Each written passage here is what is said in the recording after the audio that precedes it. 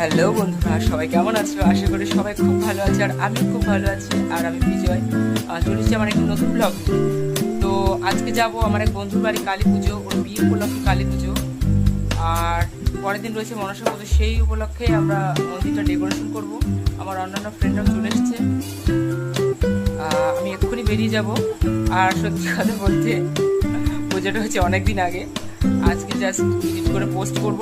তো ভিডিওটা ভালো লাগলে লাইক শেয়ার কমেন্ট করতে ভুলো না। তো দেখতে থাকো, কন্টিনিউ করো। আজকে সন্ধ্যাবেলায় চলে গেছিলাম ভগীরথদের বাড়ি, কারণ ওদের বাড়িতে আজকে ছিল কালী পুজো এবং সকালে মানে পরের দিন ছিল মনসা পুজো। সেই উপলক্ষে তাদের মন্দির ডেকোরেশনের কাজ চলছিল। আর মাসির ছেলে শরণ, আর ওটা ওর পিসির ছেলে বিশ্বজিৎ, আর এটা কৌশিক। আর এই তো প্রতিমা চলে এসেছে।